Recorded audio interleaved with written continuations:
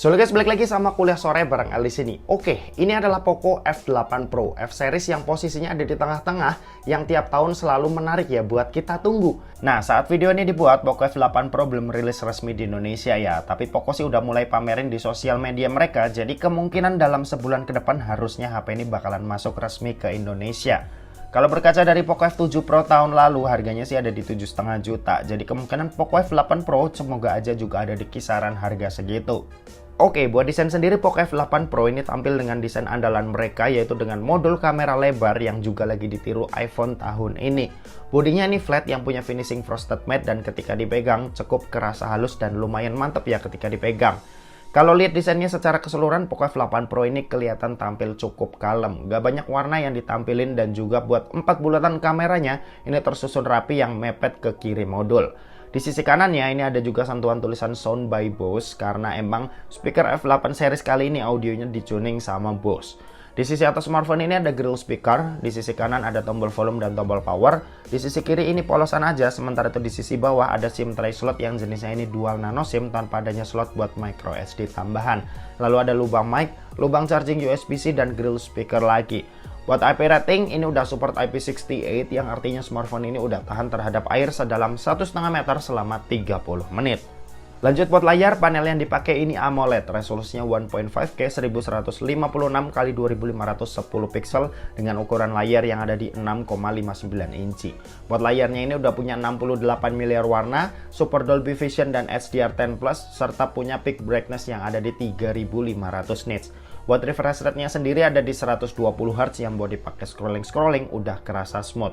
Buat proteksi, Poco pakai Corning Gorilla Glass 7i yang lumayan ya buat ngelindungin layarnya dari baret. Buat fingerprint tentunya udah under display yang jenisnya ini ultrasonic. Buat kecepatan bacanya sendiri udah luar biasa kencang dan udah bisa buat one tap. Kalau ngomongin desain layar, Poco F8 Pro ini punya bezel yang hampir sama rata di keempat sisi. Paling sisi bawah aja nih ya, masih sedikit banget lebih tebal dibanding sisi-sisi lainnya, yang sejujurnya nggak begitu kelihatan kalau udah asik pakai. Lanjut kalau buat performa, Poco F8 Pro ini pakai chipset Snapdragon 8 Elite yang punya fabrikasi 3 nanometer dan jenis storage LPDDR5X dan UFS 4.1. Snapdragon 8 Elite ini adalah chipset flagship tahun lalu ya, yang skor Antutu versi 11-nya ada di 3,1 juta dan cukup nunjukin kalau chipset ini masih benar-benar kencang buat dipakai di tahun 2026. Dipakai main game Mobile Legends ini bisa dilipas rata dan dapetin settingan rata kanan alias ultra. Di game ini bisa dapat 120 fps tanpa kendala sama sekali dan aku udah coba buat pakai push rank yang pengalaman pakainya ini bener-bener masih enak banget. Lanjut buat PUBG Mobile, settingan yang kebuka ini juga rata kanan. Di smoothnya ini bisa dapat frame rate ultra extreme alias bisa dapat 120 fps dan ketika dimainin 120 fps nya beneran bisa didapat di sini tanpa aku nemuin adanya frame drop sama sekali. Ditambah buat gyroscope-nya udah hardware yang responsif jadi bikin mainnya itu tambah asik lagi. Kalau buat Genshin Impact di setting highest-nya pun ini bisa dapat 60 fps rata tanpa adanya kendala yang berarti ya. Selama aku tes performanya cukup stabil di fps atasnya baik saat lagi traveling atau lagi battle yang ngeluarin banyak efek skill. Overall performa gamingnya masih oke banget buat tahun 2026. Chipset tahun lalu bukan berarti chipset yang nggak kencang ya. Tentu ini masih kencang banget apalagi buat HP yang harusnya punya harga di bawah 10 juta.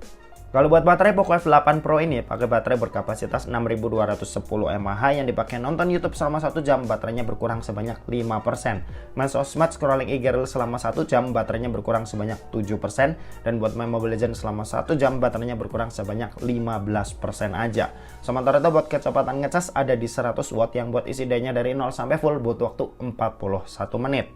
Buat konektivitas, Poco F8 Pro ini udah support Wi-Fi 7, Bluetooth-nya versi 5.4, support eSIM, NFC dan IR sensor, serta buat USB-C-nya ini 3.2 Gen 1 yang udah support OTG. Kalau buat sistem operasi, Poco F8 Pro ini start dari HyperOS 3 dengan basis Android 16. Untuk update sendiri sih dapat jaminan 4 kali major update dan 6 tahun security patch. Oke, dan terakhir kita mau bahas soal kameranya. Jadi buat kamera, Poco F8 Pro ini dibekali dengan setup triple kamera. Pertama ada kamera utama yang punya resolusi 50 megapiksel ber-OIS dengan sensor Light Fusion 800. Lalu ada kamera ultrawide 8 megapiksel dan ada kamera tele 2,5 kali optical zoom yang punya resolusi 50 megapiksel. Sementara itu buat kamera di bagian depan punya resolusi 20 megapiksel.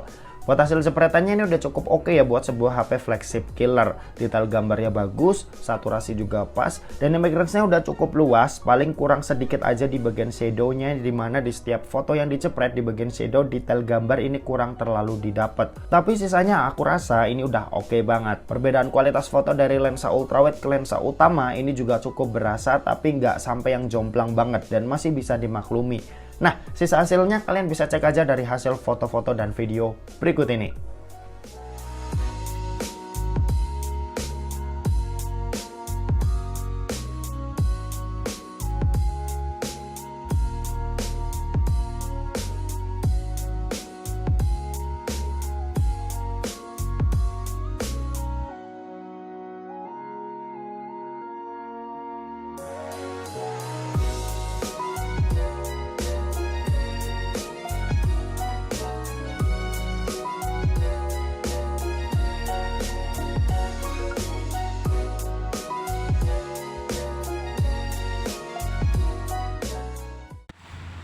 Oke, ini contoh perekaman video dari Poco F8 pakai resolusi Full HD 30 fps.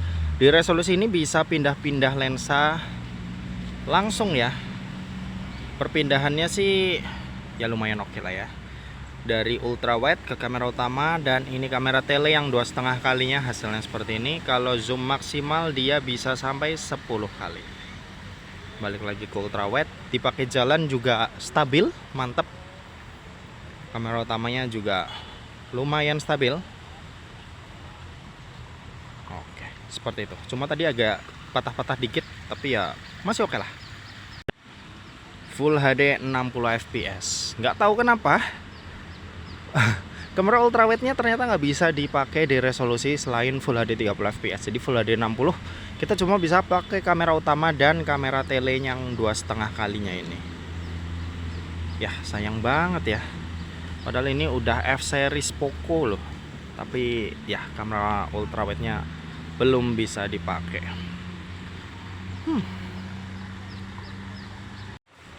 Nah ini 4K 30 fps masih sama full. Buat ultrawide-nya belum bisa dipakai. Nggak bisa dipakai, nggak tahu bakal dapat update atau gimana. Ini masalah software atau emang hardware-nya yang nggak mumpuni. Tapi yang jelas sangat disayangkan kamera ultrawide tidak bisa dipakai.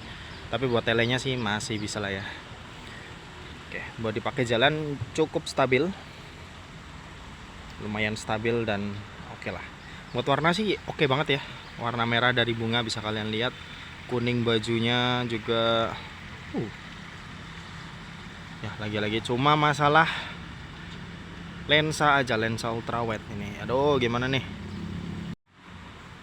4K 60 fps, bukan resolusi tertingginya karena ada 8K 30 fps.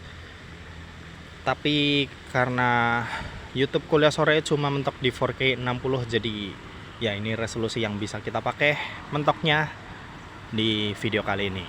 4K 60 fps. Buat zoomnya seperti ini yang 2,5 kali telenya. Kalau misal kita zoom maksimal dia bisa sampai 10 kali hasilnya seperti ini. Ya, buat kestabilan gambar oke. Tadi udah kita coba, warna juga oke, dynamic range juga oke. Meskipun ini lagi sedikit agak mendung, ya bukan mendung sih, ini matahari emang belum keluar aja karena masih pagi. Tapi ya overall oke, kecuali lensa ultrawide-nya itu yang nggak bisa dipakai. Ini buat perekaman video kamera depan Full HD 30 fps hasilnya seperti ini. Ini tangan santai biasa. Kalau misal dipanjangin ke depan hasilnya bakalan seperti ini. Buat kestabilan gambar oke. Warna juga oke. Dynamic range ya fokus ke muka sih, bagian belakang agak sedikit putih tapi nggak yang putih-putih banget, masih ada biru-biru awannya sedikit, masih cukup oke lah ya. Kualitas audio kalian bisa nilai sendiri kayak gimana. Sayang banget buat mentoknya ternyata di Full HD 60 fps dia nggak bisa rekam di resolusi 4K ya buat kamera depan.